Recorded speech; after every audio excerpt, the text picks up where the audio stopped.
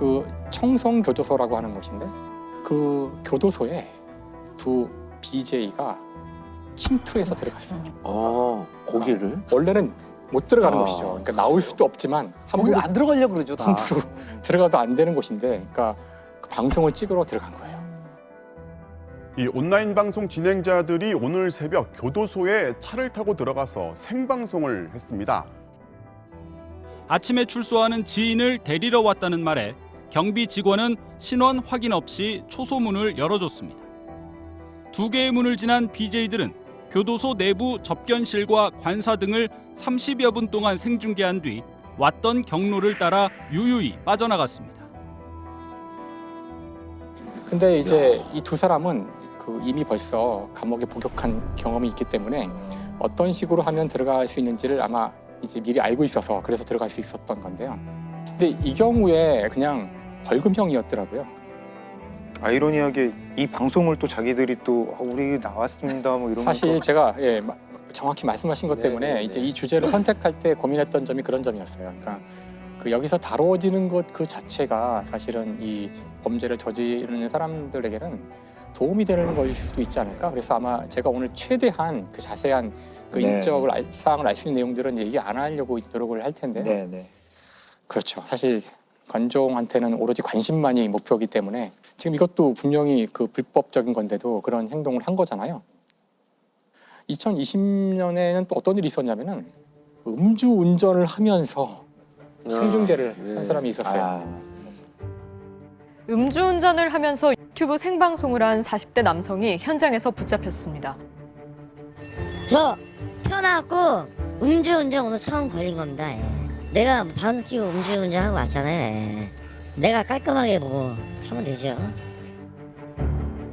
그러니까 이렇게 단지 관심을 받기 위해서 음주운전이라는 굉장히 사실 위험한 범죄라고 생각하는데, 음주운전은 다른 무고한 사람들도 이 차와 사고가 나면은 그렇죠. 그 상해를 입을 수 있는 그런 것이잖아요. 그래서 결국 A 씨에게는 그 징역 6개월과 집행유예 2년 그리고 그 중법 운전 교육 40시간이 명령되었다고 합니다.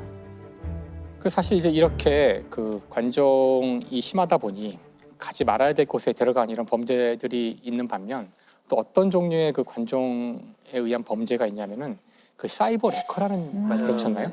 사실 레카라는 거는 저희가 이제 교통사고 나면은 달려오는 차 있잖아요. 그렇죠. 그 차를 얘기하는데, 여기 왜 레카란 말이 붙었냐면은 지금 한참 이슈가 되는 어떤 사건이 탁 뜨면 그걸 노려서 현재 이슈가 된 사건과 관련된 동영상을 재빨리 만들어서 탁 띄우는 거예요.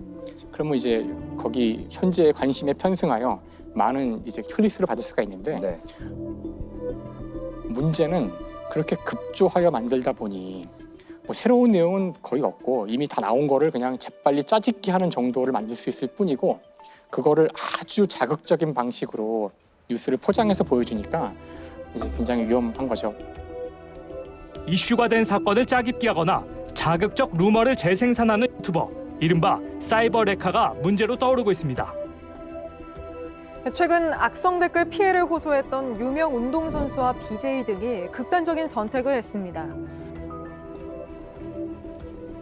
그게 다 관심이 돈으로 이어지기 때문에 생기는 일이겠죠. 그렇죠. 이 시대의 관심이란 것이 돈이기 때문에 아마 처음 시작은 단순히 뭐 좋아요를 받거나 이런 걸로 시작했을 수가 있겠지만, 돈만이 아니라 어떤 의미에서는 병으로 간 것으로 볼 수도 있어요.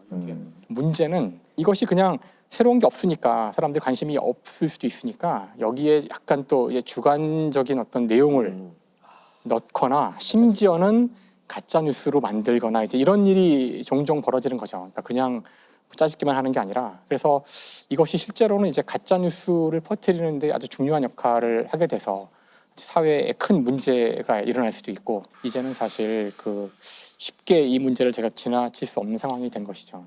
이 가짜뉴스가 피해가 굉장히 심각한데도 규제가 쉽지 않다 그러더라고요. 그렇죠. 이게 보통 이제 가짜 뉴스라는 거는 일단 뭐 사실관계가 일단 잘못된 거지만, 가짜 뉴스를 생산했다는 그 자체만으로는 실제로는 처벌할 수가 없는 상황이고, 예를 들어 개별 어떤 특정한 개인에 대한 명예훼손이라든지 모욕 이런 정도의 수준이 되어야지만 처벌할 수 있는 사법 체계거든요. 현재로서는 사실 되게 규제하기 어려운 영역 중에 하나인 것 같아요.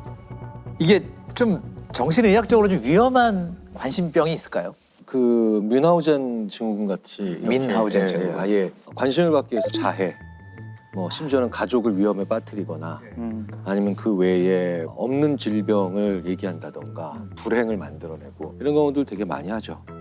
사실 이것은 아주 옛날부터 알려져 있었어요. 그 학계에서는 1950년대에 미국의 의사가 이런 종류의 그 질병이 있다는 사실을 알게 된 거고요. 그래서 증세는 말씀하신 대로 이제 너무나 관심을 받기를 원한 나머지 거짓으로 꾸며댄다거나 주로 몸을 이제 막 상하게 한다거나 이제 이런 증세를 보이는 건데, 근데 이 뮌하우젠 증후군 가운데 아주 안 좋을 수 있는 케이스가 그 다른 사람을 이용하여 자신에 대한 관심을 이제 끌어내는, 그러니까 자기를 상해하지 않고도 관심을 받을 수 있으니까 어떤 의미에서는 좀 더 이 사람 입장에서는 더 나아진 방법일 수도 있을 텐데 아주 안 좋은 방법이죠. 그래서 이럴 때에는 자신이 손쉽게 사용할 수 있는 그런 사람을 쓰게 돼요. 그러니까 멀쩡한 자식을 아프게 만들거나 이제 이런 일이 벌어지는 거죠. 그래서 실제 그런 사례가 있었는데 미국의 그 스피어스라는 사람인데요. 그 이제 아이를 낳았어요. 아들을 낳는데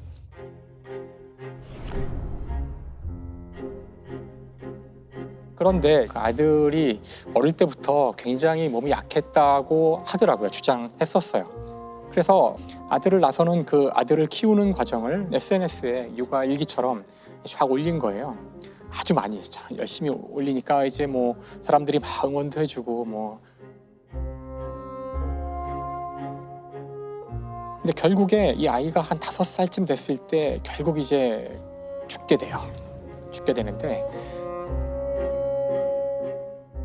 죽음 이후에 사람들이 주변에서 이 부모와 자식 이 관계를 쭉 봐왔던 주위 사람들, 특히 병원이나 이런 데서 뭔가 석연치 않다는 말을 자꾸 하는 거예요. 이게 뭔가 석연치 않다, 이 사람이. 그래서 이제 경찰이 조사에 들어가고 이제 부검도 하게 되고요. 근데 결론이 뭐냐면은 그 치사량 이상의 나트륨이 검출이 됐어요, 몸에서. 근데 그런 정도의 나트륨은 그냥 뭐 웬만큼 먹어서 될 수 있는 수준이 아니기 때문에 이건 거의 나트륨, 즉 소금이죠. 소금을 독극물 같이 쓴 거예요. 그러니까 도대체 이게 뭘까?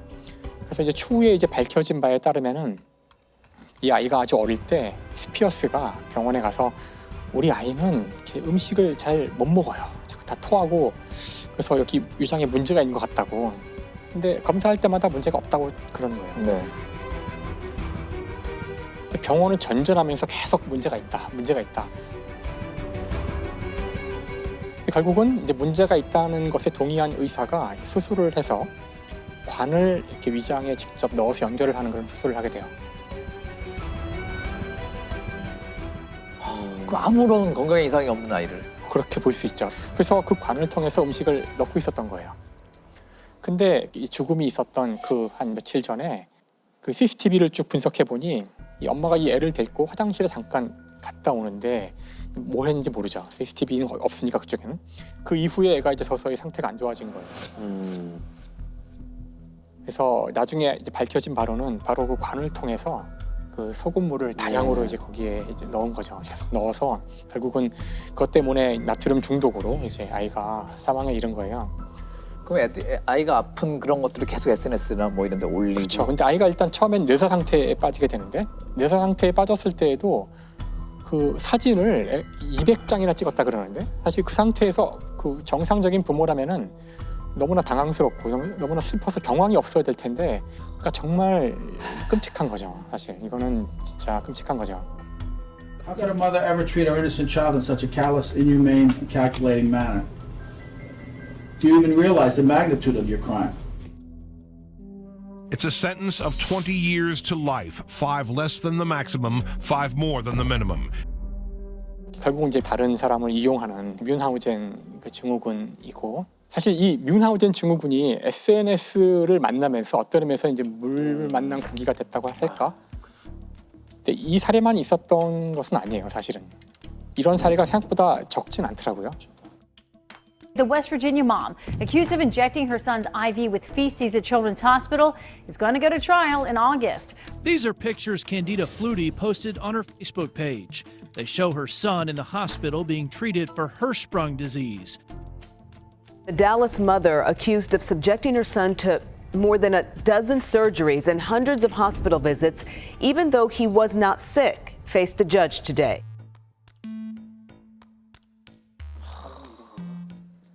사실 이 시대에 우리가 가장 중요하게 다뤄야 될 자원이 바로 관심이라고 생각하거든요. 끊임없이 그 여러분의 관심을 단 1분이라도 더 끌기 위해서 알고리즘을 개발하고 전 세계의 모든 기업들이 바로 우리의 관심이라는 자원을 흡수하고 있다는 거죠. 근데 우리가 거기에 이제 많이 빼앗기고 있죠. 관심을 자기의 통제를 벗어나는 정도까지 빼앗기기 시작하는데 언제나 우리가 이야기했듯이 그 뭐든 지나치면 이제 굉장히 위험한 거죠. 그래서 다른 사람의 관심을 바라는 것은 인간의 자연스러운 본성이고 그건 참 좋은 일이죠. 사실 관심 받으면 기분 좋은 일이고 아까도 제가 가서 사진 찍어서 인별에 올렸지만 기분 좋더라고요. 하지만 이것이 과해지면 범죄가 되고 끔찍한 일이 될 수도 있고 이렇다는 거를 이야기하는 그런 시간이 됐으면 좋을 것 같아요.